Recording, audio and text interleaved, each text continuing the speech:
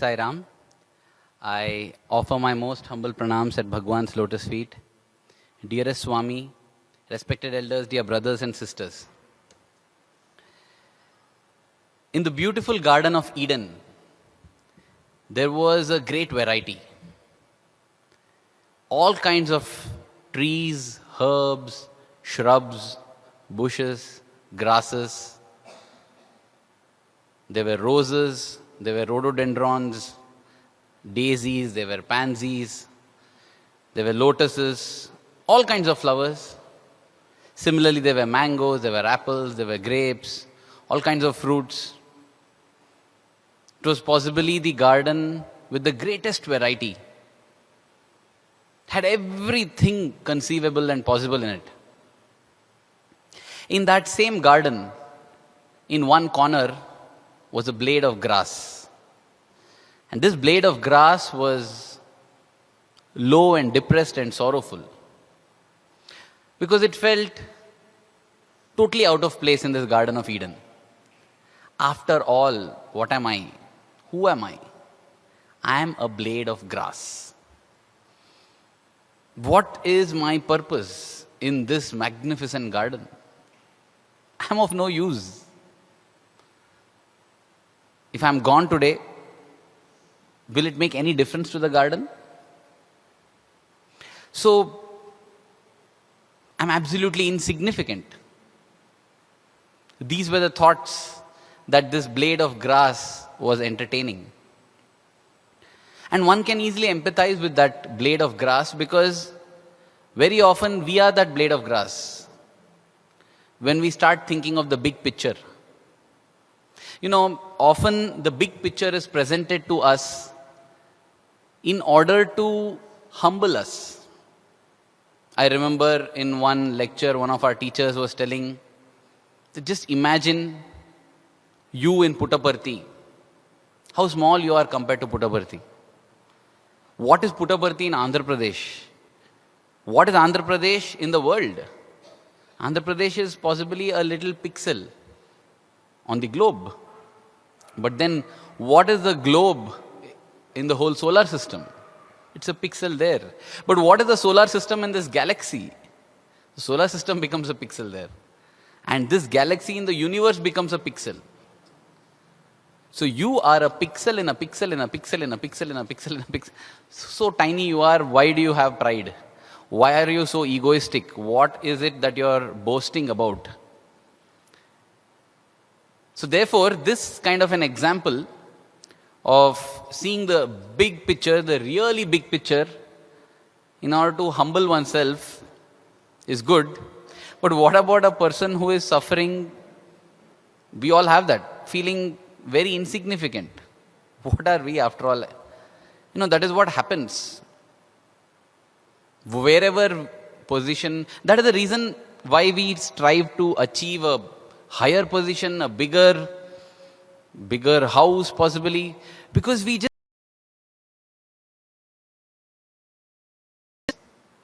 in some way, in our own way.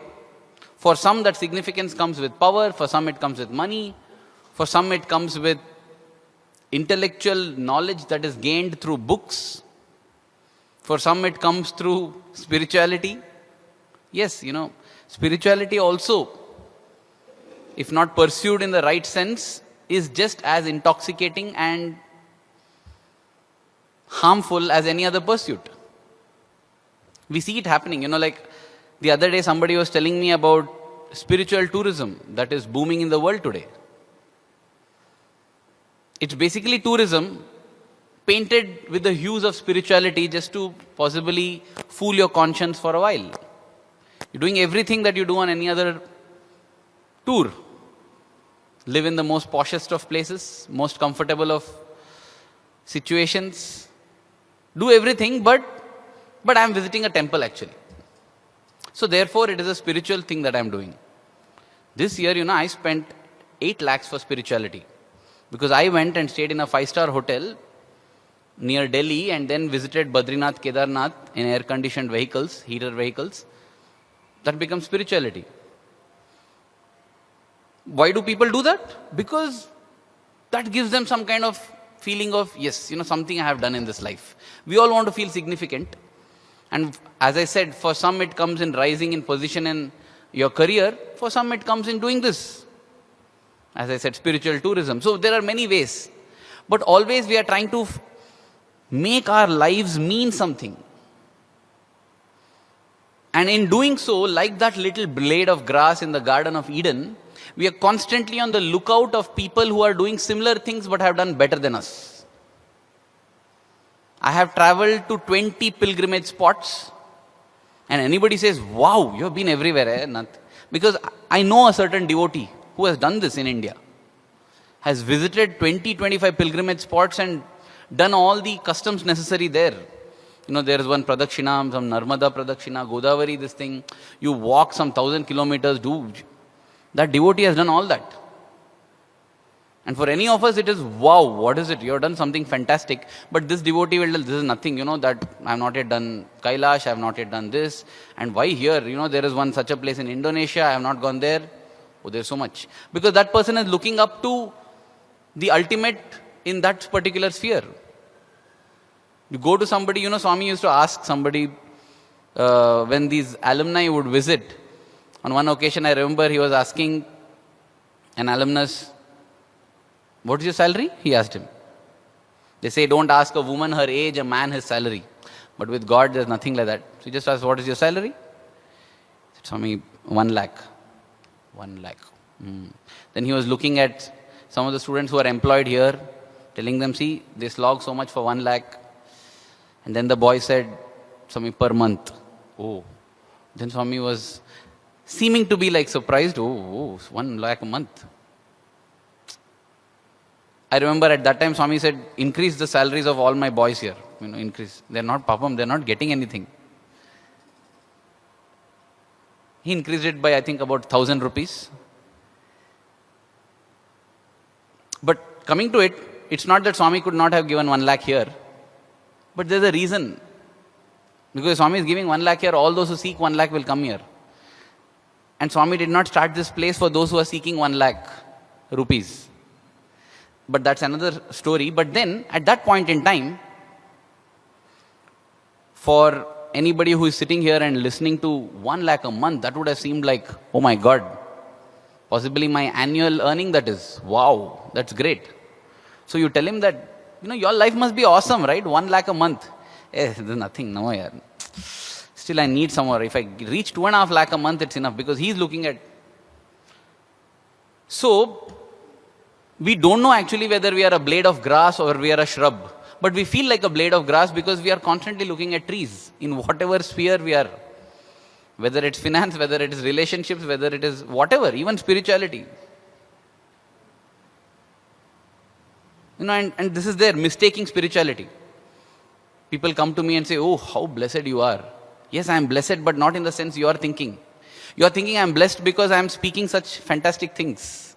But that's just a skill. Doesn't speak of my spiritual growth in any way. There are many others far more spiritually advanced. They just don't speak, that's it. We make this mistake of admiring one aspect in a person and then thinking that because of that aspect, everything that person does is fantastic. A dangerous mistake in these days. I see Sachin Tendulkar batting. He does it superbly. And therefore, the toothpaste he uses, I will also use. What makes Sachin Tendulkar's batting ability make him into a better person of dental or oral hygiene compared to me? I don't know that, but just because he bats so superbly, anything that he says, I will accept. If possible, he comes in front of me, I will shed tears. I'll fall at his feet and say, oh my God, oh my God. That is the kind of adoration we have, but Sachin Tendulkar is a noble person, so he won't possibly exploit it. But that leaves us susceptible to exploitation. Such blind admiration. Somebody speaks well. Oh, he's speaking Upanishad. Doesn't mean that I understand the Upanishads. I've just got a skill. Just like somebody who portrays Krishna in a serial doesn't become Lord Krishna, you don't worship him.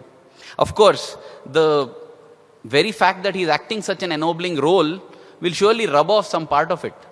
That's what one of the actors who acted as Krishna in the old Mahabharata said. I find it so hard to go back to my old life because how can I do this? I have been Krishna.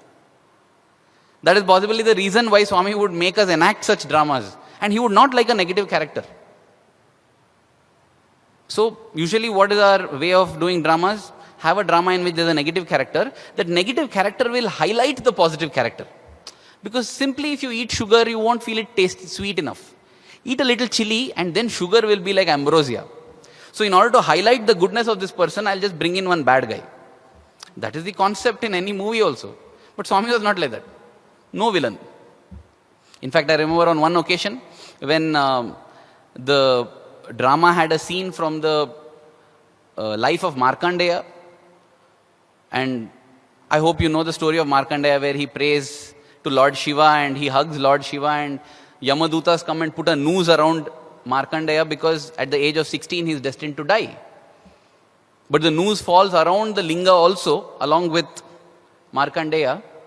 And Shiva appears and tells Yama, "Oh you Yama, have you lost your sense?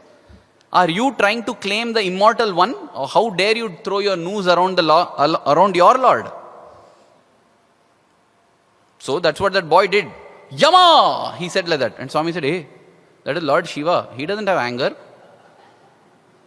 I mean, it's not that this drama has not been done, but on that one occasion, Swami was saying like that. Swami said, "No, should not shout." So finally in that year's drama, it would be, "Oh Yama, how can you do this? I will banish you now." That's how Shiva had to speak. And everybody felt it so funny, but Swami stuck to it. And on the final day, that was how the drama was done. So you see, we feel what I do on the stage is drama. So it doesn't matter what I do there because that is not me. I'm just enacting a role. I feel that is how Swami feels about his earthly sojourn itself. This is also a role. I'm doing it for some message. That's it. So during that drama, this is a message I want to give. So I'm going to stick to this. So we all felt, "Swami, come on, Swami. How can you? Swami, it looks so funny. How can Shiva come and lovingly speak to Yama? He has to shout at him." Then only the dramatic element. Swami said, "No, how can Shiva get angry? He's God. God doesn't know anger." Had we violated Swami, we would have known how God shows anger. But then, that was the message he wanted to give. And many such times the message he has given is no negative roles in the drama at all. Then Swami, how do we highlight the positive? Bring in ideal. Today, ideal is considered as utopia. It's considered impractical. But Swami would say, no. You have to show the ideal. A good person is there. The good person becomes the villain in the drama. That's what happens. You watch any convocation drama. The person whom we call as villain is a normal person who does things practically. Come on. Somebody is dying there. Don't tell me, no problem. What is there? In the black market, there's medicine available. My mother is dying. Matru Deva Bhava. Hell with that. I'll check out black market, black practices later on. Let me save my mother first, right? It's practical. No. There's an answer for this also that Swami has given. But when you listen to that answer, you say, "Swami, that is not practical. Huh? That is ideal. That is the truth. You are saying it's not practical. I say it is practical." That's what Swami would say. And therefore in Swami's dramas, there is no negative at all. There's only good and the hero is ideal. Now, I don't know how I got into this line, but basically, coming back to the topic as to are some lives more purposeful than the others? We always feel like that because whatever we do in our field, we feel somebody is more, something is more.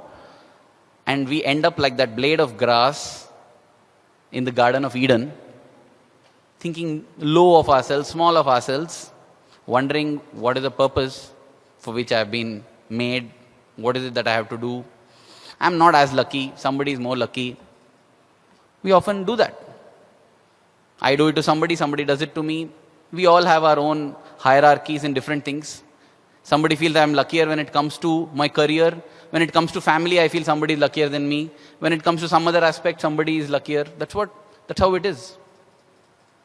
In fact, being on top of the hierarchy, there was a study that was done, I don't know whether it's by Harvard or one of these Ivy League schools. They had done this study which shows that happiness is directly linked to you being on top of a hierarchy. Some hierarchy. For some it might be games. I'm a subordinate at work. My family life sucks, I have nothing good, but I am a champion tennis player. On the tennis court, nobody can touch me. And my entire self-esteem, self-concept is built around my tennis. I make that the center of my life. And therefore, I am decently happy because I am at top in something. In the same way, you may not be anything, but you are the head of a family and everybody in the family listens to what you say. That is some cause for happiness. We are constantly striving to be on top in something because that is what gives us meaning, that is what gives us happiness, that is what gives us satisfaction. And therefore comes this comparison as to, is my life as purposeful as somebody else? Maybe somebody's life is more purposeful than mine. For example, if I say my life versus Gandhiji's life, Gandhiji's is more purposeful compared to me. What is it? Let's leave off those standard examples. If many are familiar with cricket or say football, Maradona, great superstar. Is his life purposeful if we think like that? Now, many of us say yes. Some may say no. That's based on judging. But what about Maradona? What does he think of his life? Does he think it's purposeful or not? Taking my own example, many people feel my life is very purposeful. Now, what do I feel about my life?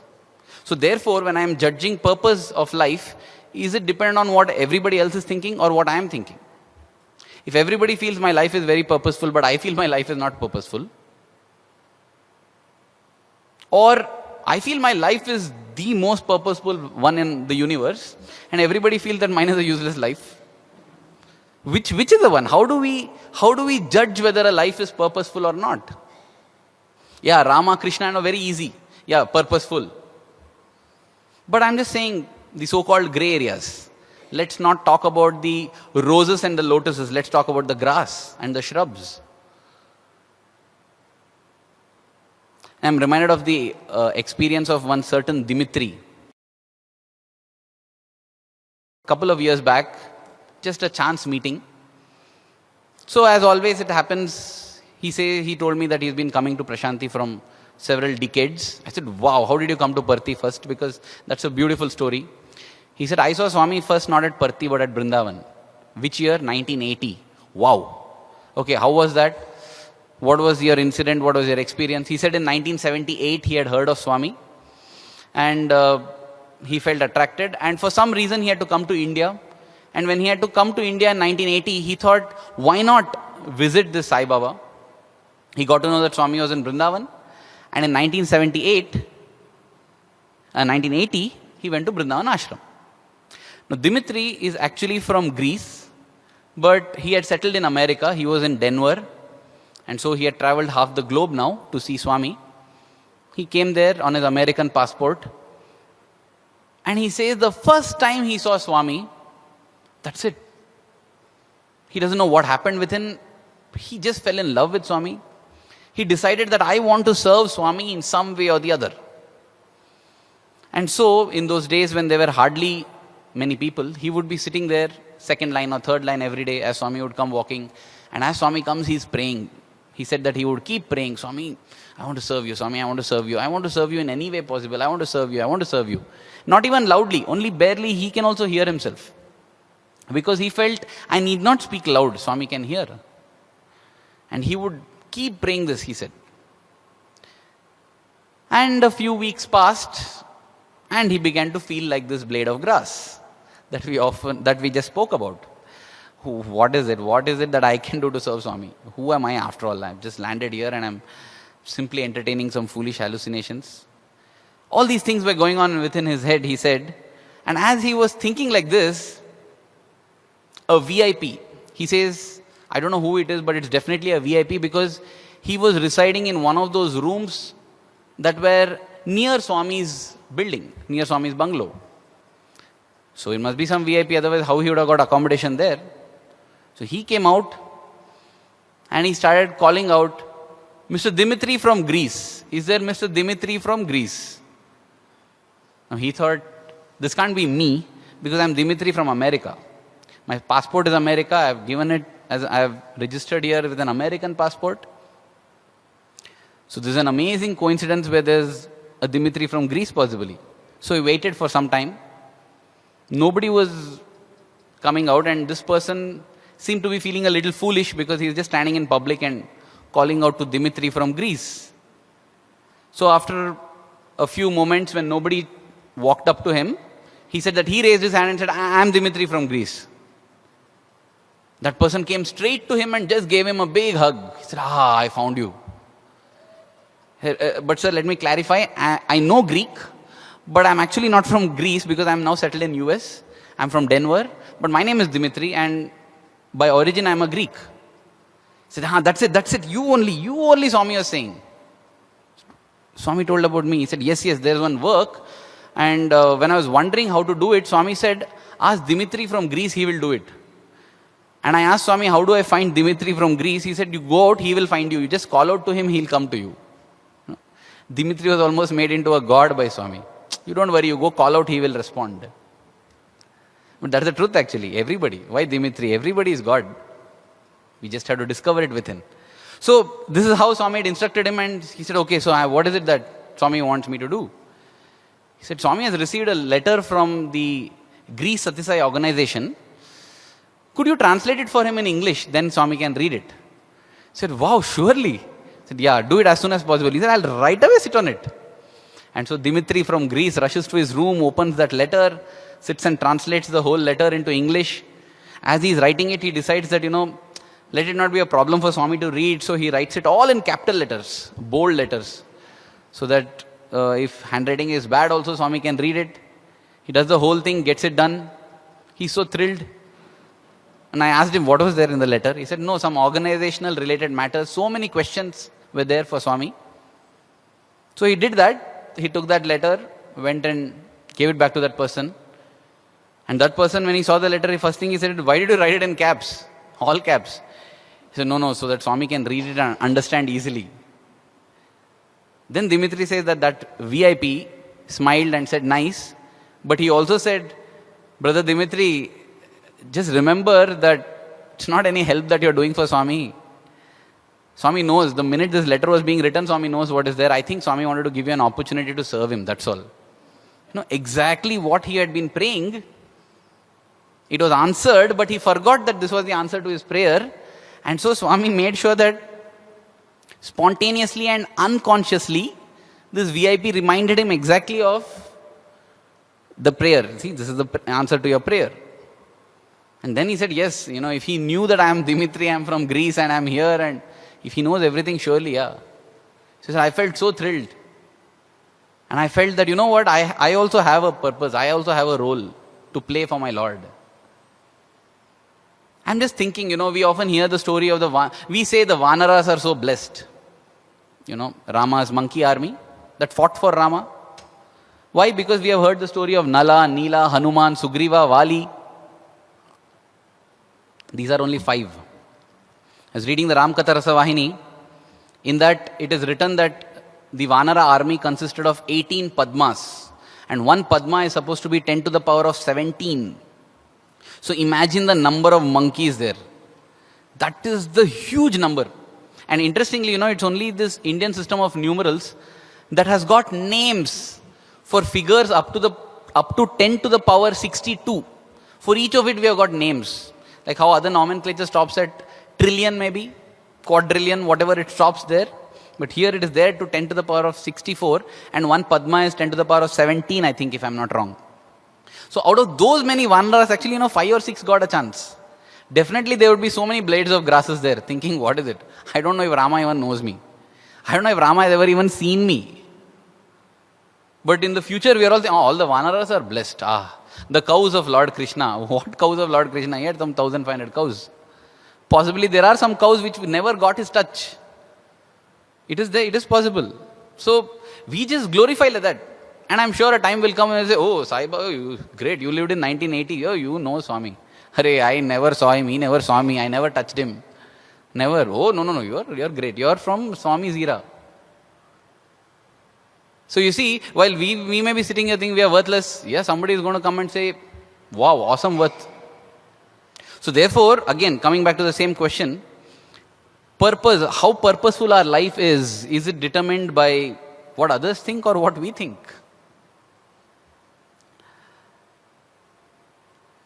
If we go logically, every life has a purpose. And now we are thinking whether some life is more purposeful than mine. That's what we are thinking. So life has a purpose. And if we hear to Swami, listen to what Swami says, we realize that there's only one purpose in life. Swami in his discourses would say that every letter that we receive has a to address and a from address. That is because in case your to address is wrong and there is no recipient for it, the letter is returned back to the from address. But Swami would say if you don't write a to address or a from address and just post that letter, it'll just go to a dead letter box. It's nothing, it'll just be destroyed, it's of no use. Swami would say each one of our lives should have either a to address or a for address. But the problem is, or a from address, sorry. The problem is, Swami would say that you neither know the to address nor do you know the from address. You don't know where you're headed, you don't know where you came from. Swami would say if you want to know where you're headed, what's your purpose of life, find out where you came from. Because where you have come from, you have to return there. That is the purpose of life, that's all. It's a cycle. If you don't, you get into this dead letter box called Punarapi Jananam, Punarapi Maranam. Keep getting stuck. Keep going in the cycle till you find a release. And you find the release only with this, by finding out your from address or your to address. And Swami says here any one is enough because both are the same. From is same, to is also same. So that is the only purpose of life. Whatever else you do, you'll discover that this is the only purpose of life. And many examples Swami would give. One being the popular example of Alexander. Having conquered the world, having great riches, he said that when I'm dead, please bury me in a coffin which has two holes out of which my hands stretch out. To show the world that the great Alexander who conquered the world leaves the world with nothing. And Swami would say, you seek something permanent, how can you get anything permanent from something which is not permanent? The entire world is not permanent, including Swami's physical frame. So if you banked all your hopes on Swami's physical frame, sorry, it's not possible because even his physical frame is of the world.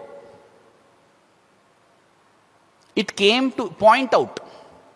Swami would say that, the mother points out to the child with the finger and says, look child, that is the moon. Swami says when the baby is small, it starts looking at the finger.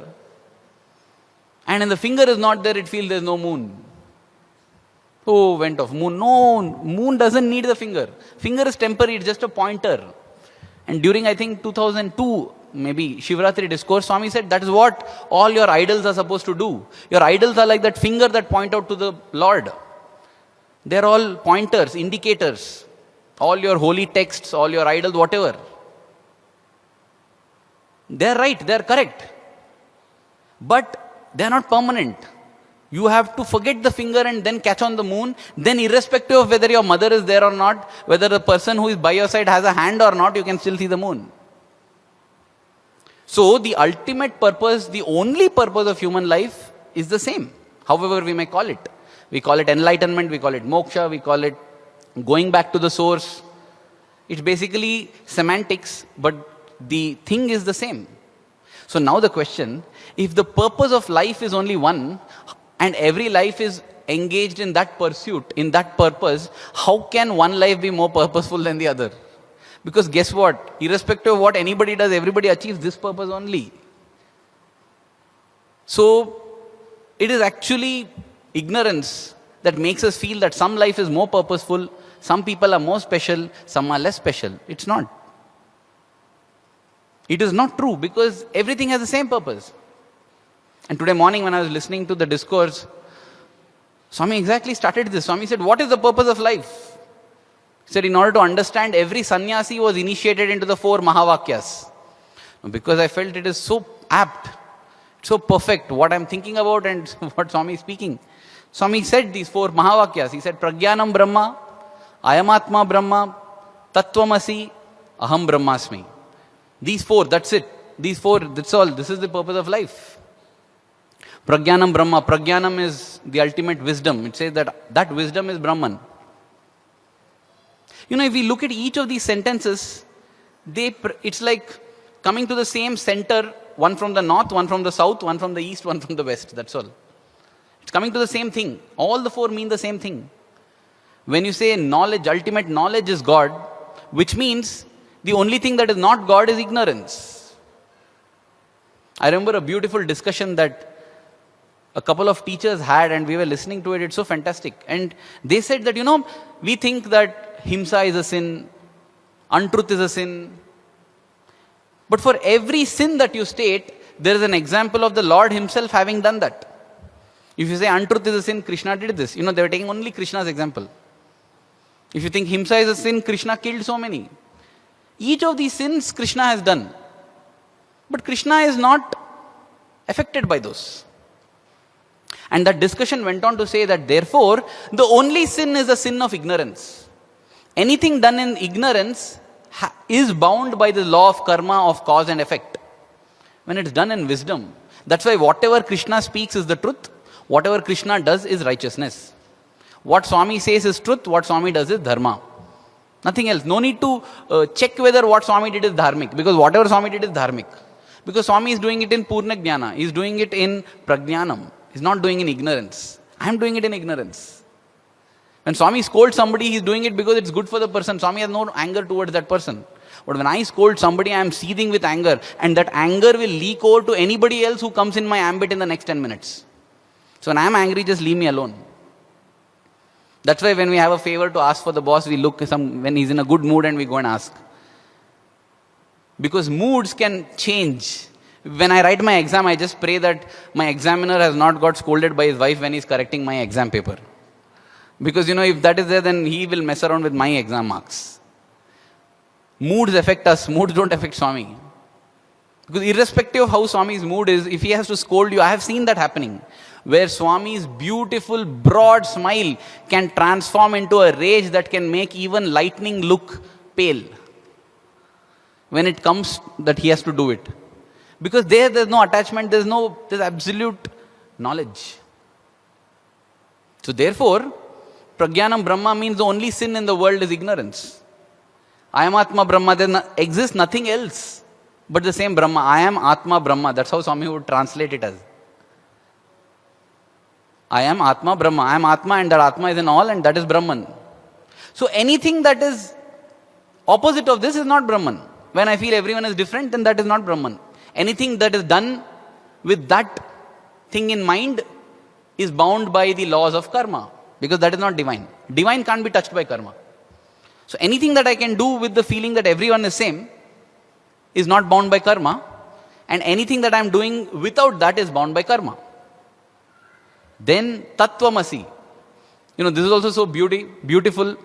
All this is just an intellectual understanding, but the intellectual understanding itself is so thrilling.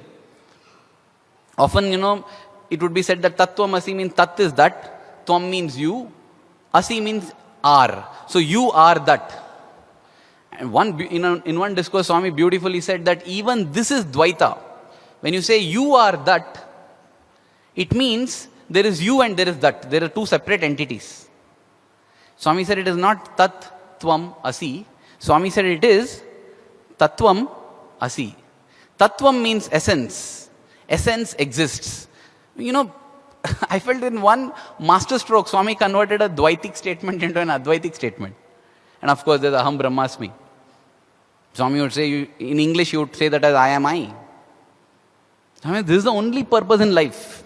Whether you come from north, south, east or west, whether you come via Prajnanam Brahma, I am Atma Brahma, Aham Brahmasmi or Tattvamasi, the final thing is that it means the same thing. So this is the only purpose of life. And so therefore, theoretically, no life can be more purposeful than any other life. Or no life can be less purposeful than any other life. All lives have the same purpose. And therefore, there is no need to feel proud. There is no need to feel self-condemnation. We feel both. We feel we are superior to some, we are inferior to some. Both are wrong. that's why Swami would say, not only is boasting a sign of ego, self-condemnation is also a sign of ego. Because in both the conditions, we feel somebody is higher or somebody is lower. Feeling both is wrong. Not only boasting, even self-condemnation is wrong. So it's not good to feel like a giant sequoia tree and feel that I am the biggest in the garden. That is wrong. It's also wrong to feel I am a blade of grass. I am nothing, I am insignificant, I am useless. No, that's also wrong. All are one, all have to be same.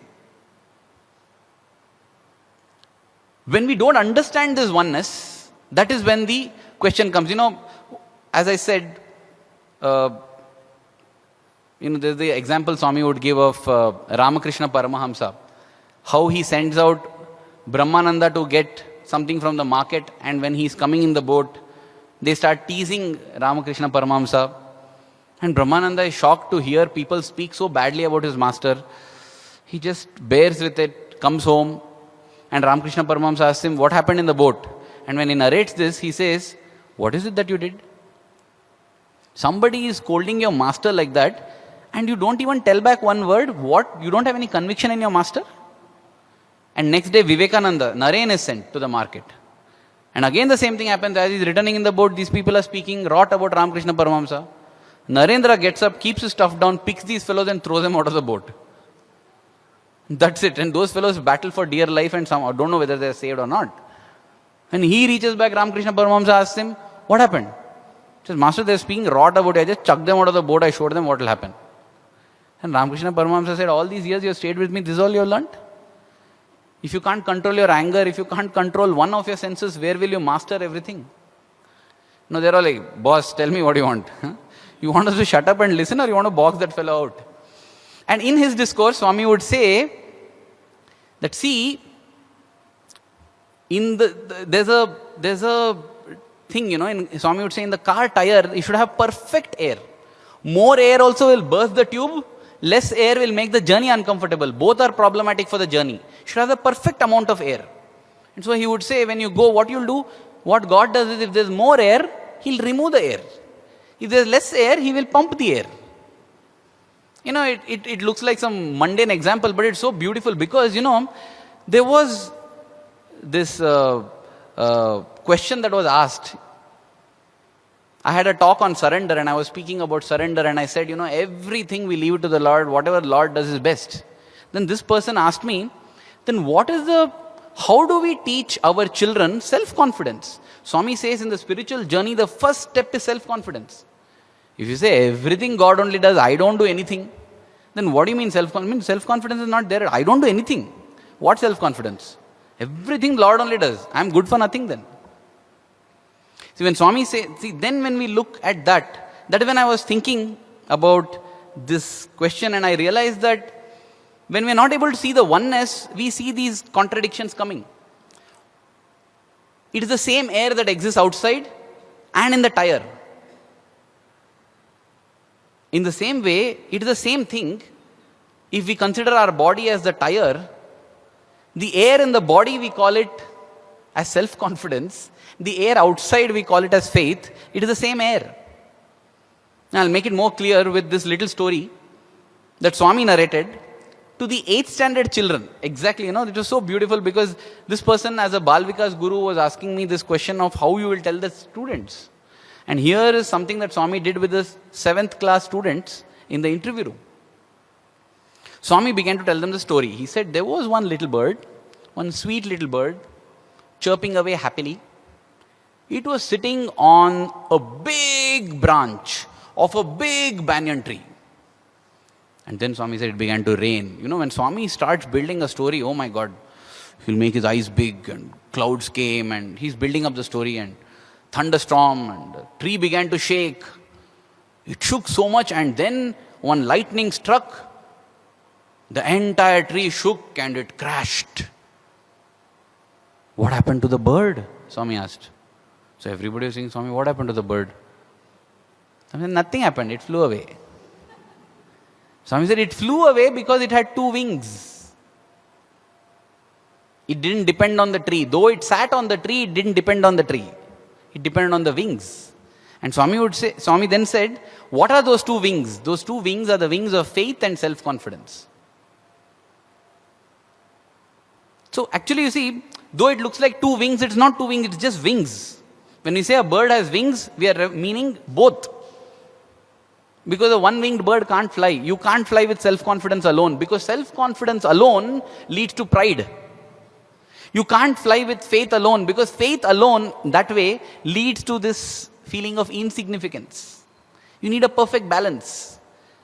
You need a correct amount of air in the tire. The air in the tire is self-confidence. Because Swami would say, actually, see, in the tire example, the air outside and the air in the tire are the same. Swami would say it is the same. When you say self-confidence, it is not the confidence you have in your body or mind. It is a confidence you have in yourself. And yourself is a self with a capital S. You have that confidence because you know that it is the Lord who is the resident of your heart. So therefore, faith is confidence in the Lord who is everywhere. And confidence is the faith in the Lord who is within. That's all. It's the same thing. Only when we are not able to see the oneness, we see it as different. So coming back to again the purpose. So actually the purpose of every life is same. So each life is as purposeful as the other. The only reason we get into this is because of the comparisons. Comparisons we make between ourselves and others.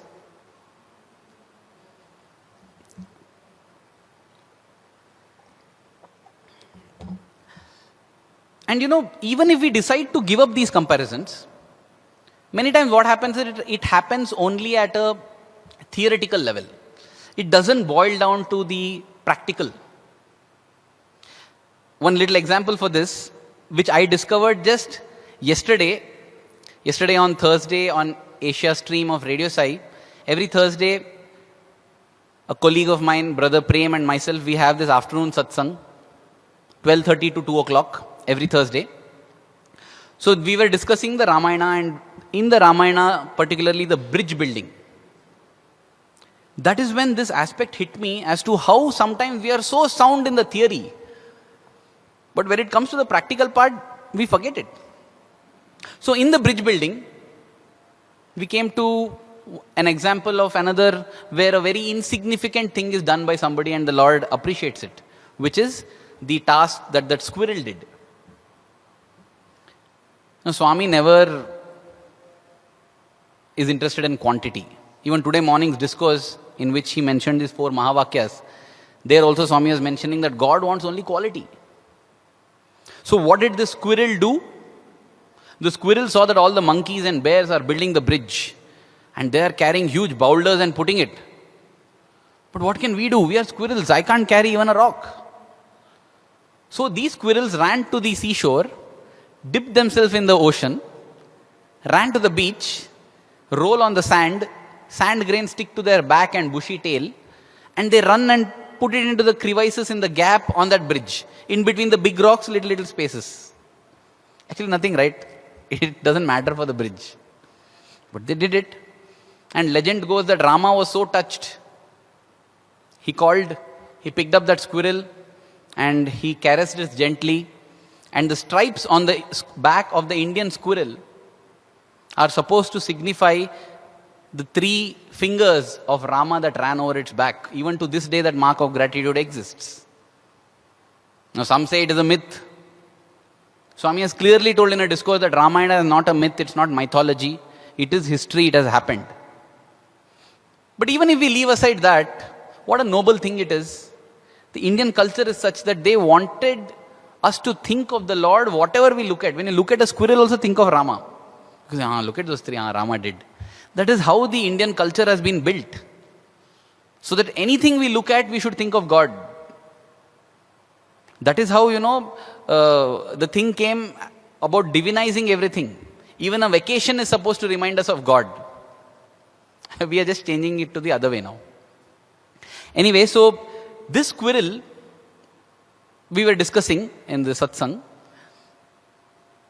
And then Prem brought up a very interesting thought. He said that he got this thought when he was discussing the same squirrel episode with one of his seniors in college. And that was, Every time when different people spoke in Bhagwan's presence, when we students would speak in Swami's presence, we would pray that, Swami, first we would narrate the story of the squirrel, and then we would say, Swami, let us get the opportunity to be at least like those squirrels in your mission. What's wrong in this? On the face of it, nothing is wrong. Because we are saying, Swami, let us at least be like the squirrel. But we are being hypocritical, because just before when I narrated the story of the squirrel, why did I narrate it? Means I'm giving a speech and I'm narrating the story of the squirrel. I'm narrating the story just to say that in the Lord's eye, what Hanuman did and what squirrel did are same. They are the same. There's no difference. Because Swami doesn't see quantity. He sees only quality. And therefore squirrel and Hanuman are same. But having narrated that episode, the very next statement I make is, at least let me do like that squirrel. Which means I'm saying what squirrel actually did is nothing. I myself said that it's equal to what Hanuman did. So what do you mean by saying at least like the squirrel? Will you say at least like Hanuman let me be? No, I'll say, oh Lord, let me be like Hanuman. So if I say squirrel is equal to Hanuman, then I should say, Swami, let me be like that squirrel. No, Swami, at least like that squirrel. Because though I am stressing and using the example to tell everyone that the squirrel, what it did is equal to what Hanuman did, after that I still feel, squirrel actually, it's nice to tell in speech, but what it did was nothing. That is what I say, this disconnect between theory and practice. We ourselves don't believe what we are speaking. And yesterday when Prem brought this up, I realized, oh my God, yes. Even I have used the squirrel example many times. But every time I still somewhere deep within, I just feel that squirrel is after all a squirrel. And that is why we say also, in our humility, we say we are after all like squirrels working for Swami. Because we feel squirrel is very small. We can't be like Hanuman. You get the disconnect, right? So this is the kind of disconnect that we have when we speak versus when we act. And that is why also we see some lives being more purposeful than others. There are moments when we get pride and we feel our life is so purposeful, I won't want to exchange it for anybody else. There are times when we feel, oh, my life is worthless. All because of this. The truth is, each life is as purposeful as the other. And the faster we realize it, the better. Let me go back to the story of that little grass, because I don't want to leave that incomplete. So that grass is crying, feeling very low. And the gardener comes and says, what happened? What happened, little one? Why are you crying? He says, come on, why did you plant me? Am I of any purpose? Then the gardener sits down, gently pats the grass and says, oh, little Durva. Durva is a kind of grass. I need you tomorrow. Do you know tomorrow is Ganesh Chaturthi? Yes. And tomorrow I am going to offer you to Ganesha. I am not offering a pomegranate, I am not offering a rose, but I am offering you, your favorite, your Ganesha's favorite. And the Durva cheers up. Just like Mr. Dimitri cheered up. Oh wow, I got a purpose. Oh God, I have to do. And Durva was offered to Ganesha. So too, we don't know. The gardener tells Durva, see Durva, if I wanted a rose, I would have planted a rose. If I wanted more jasmine, I would have planted more jasmine. But I planted you because I want Durva. If the Lord wanted, somebody comes and says, I want to be like you, or I want to be like Sachin Tendulkar. If the Lord wanted another Sachin Tendulkar, He would have created one more Sachin Tendulkar. He didn't do that because He wanted you.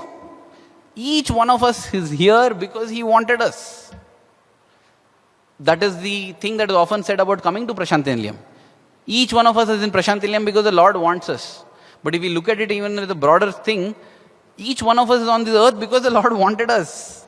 He wanted us. Is that not enough purpose? Why do we get into these ephemeral and superficial surface level comparisons? Because of this disconnect between theory and practice. And this disconnect between theory and practice comes because of lack of faith. Simple as that.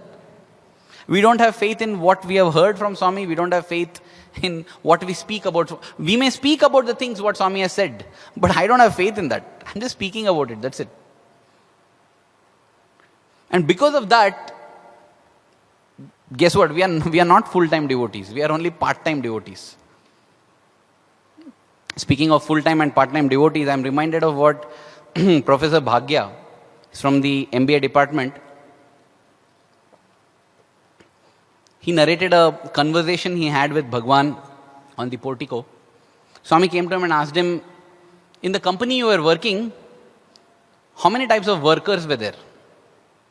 He said, Swami, we had 2 types of workers. What are they? Swami, part-time workers and full-time workers. What does part-time worker get? Swami, part-time worker gets his wages, daily wages. Whatever work he has done, proportionate to that, he gets his income. Then what about full-time worker? Doesn't he get? No, Swami, he gets his wages, but apart from that, Swami, he also gets DA, dearness allowance.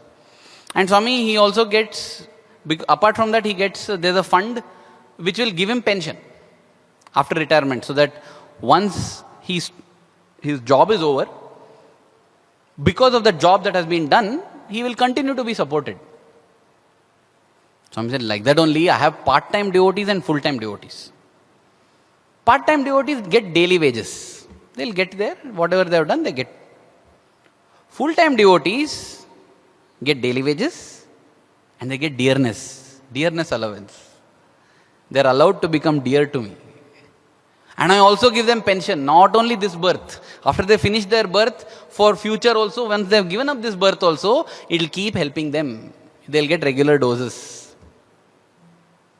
And Bhagya sir said, Swami, all are part-time devotees. Swami said, yeah, that is the problem. Then he said, Swami, part-time devotion only takes so much time, Swami. How will I do full-time devotion? Because he sincerely, Bhagya sir, amazing. He's such an inspiring personality. And really, I felt if Bhagya sir is part-time devotee, then I won't get daily wages also. I am a, God knows, contract worker, labor, something like that.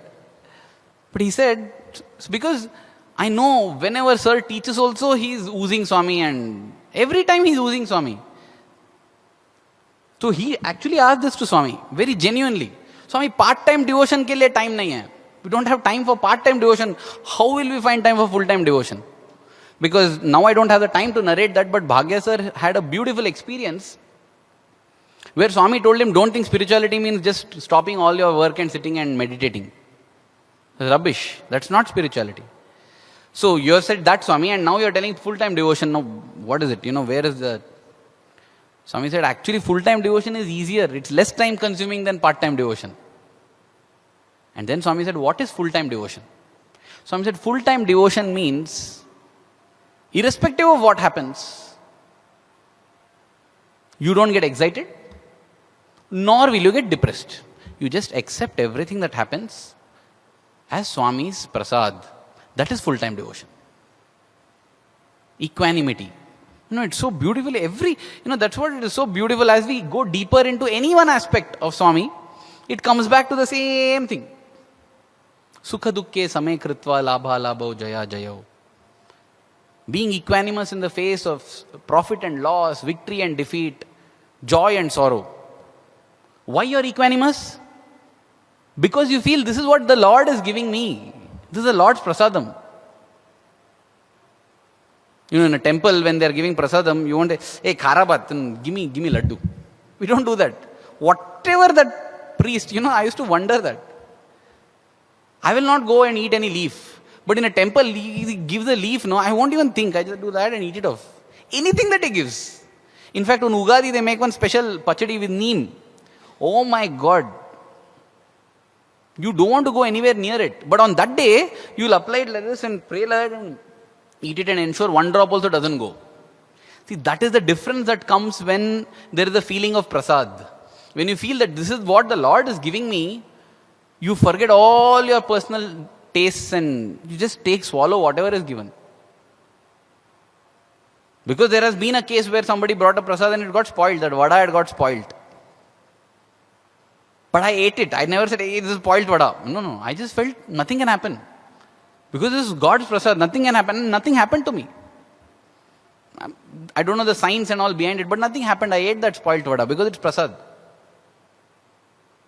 And I just feel that possibly as just like nothing happened to me when I ate that spoiled vada, spoiled in the worldly sense, I feel any experience that is considered as spoiled or bad in a worldly sense will not do anything to me as long as I take it as prasad from God.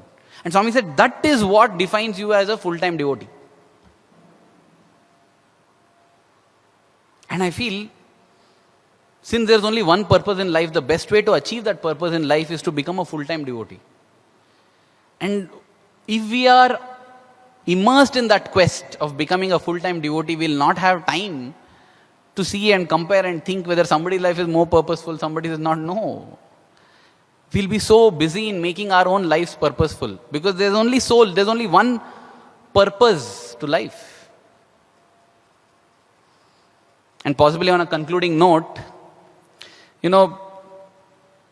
I feel all of us are like rocks that are being sculpted into idols of God. Today morning's discourse again, Swami was saying, as long as you search for God outside, you will never find peace. Let's be honest. Yeah, we saw God in Swami. We followed him, we pursued him, we ran behind him, we loved interacting with him. We have done it. For 1 hour, for 1 day, for 1 year, for 10 years. Have we found peace? Apart from the occasional spurts of peace and joy. And those occasional spurts, Swami would say, is not devotion, it's emotion. When we cry out and Swami, just one intense burst. Next moment it's over. We have not found. Because even Swami will not change the truth that you can find God outside. You have to find within. And therefore Swami would say, I remember on one occasion when a student gave an example saying that the Lord is chiseling each one to be God. He's like the sculptor who is chiseling a rock to make it God. Swami corrected him saying, I am not making rock into God. God is already there. The idol already exists in the rock. I only chip away those parts which are not the rock, which are not the idol. When I chip away all that is not Krishna, Krishna comes. I am not creating Krishna in a rock. Krishna is already there in the rock. So too Swami would say that there is already divinity within each one of you. I am just chipping away those parts which are not divinity. That's our ignorance, that is our vices, that is our whatever, our false sense of body identification, mind identification, ego. And when you chip it, the rock gets hurt, it gets hit. So too when the Lord chips away at our body attachment, we get hurt. That's because we are identifying ourselves with the rock and not the idol. Because when I identify with the idol, I know that nothing of me is getting lost. All that is not me is only being chipped off. We have to offer ourselves to the Lord that way. And in the meanwhile, when the chipping is going on, you see sometimes how they chip. At 20, 30, 40 blows they have to hit, then it breaks. So I am receiving my 10th blow, and somebody else is receiving the 40th blow, and the chip falls, and I feel that is more purposeful life. See, chipped away, I am still useless. Hey, don't. You are in the 10th blow. Now tell me, out of the 40 blows needed to chip that rock, which is the most purposeful chip? Which is the most useful hit? All are equally useful. In the same way, in our lives also, there's no need to compare because each is in a different stage. And that's not for us to worry. Let us realize that all are in the same pursuit. All lives are equally purposeful. Because the ultimate purpose is that it doesn't matter how rich somebody becomes, how powerful somebody becomes like Alexander. Because that's what happened, right? Yeah. And how purposeful our life is doesn't depend on how history remembers us. Everybody feels Alexander's life is purposeful. What is the use if he himself didn't feel it's purposeful? And there are some lives which are undiscovered amidst us. They may possibly never come to light at all. Does it make their life unpurposeful? No. So, doesn't matter on what others think, doesn't matter on, what matters is we know the purpose of life. And I think once we know the purpose of life, we are all equal. We are all equal because we are all in the same purpose. So this inequality will come as long as there is someone who knows the purpose and someone who doesn't know the purpose. And in knowing the purpose of life, I think we can make a beginning with knowing it at least theoretically and then start trying to bring it into our own practice. And for that, yes, we are so lucky that Swami has left behind, in a physical way, I'm saying, such a fund of knowledge, such a treasure of trove of knowledge. Just sit, 5 of us, let us sit and listen to a discourse. Each one of us gets a different meaning from it, depending on our own level of need and our own level of evolution. It's there waiting for us, but we don't spend time and energy in that because we are trying to find our purpose elsewhere. But as Swami would say, running in the world is like running a race. At the end of the race, you will realize you are back to where you began from. You will never find fulfillment in that. It's a big zero. You run fully and complete it and you realize you made a zero. There's only one hero, and the moment we dedicate our life in that pursuit, I think we are all equal in making our lives purposeful. Thanking Swami for this beautiful opportunity to share the thoughts that he inspired. Jai Sai Ram.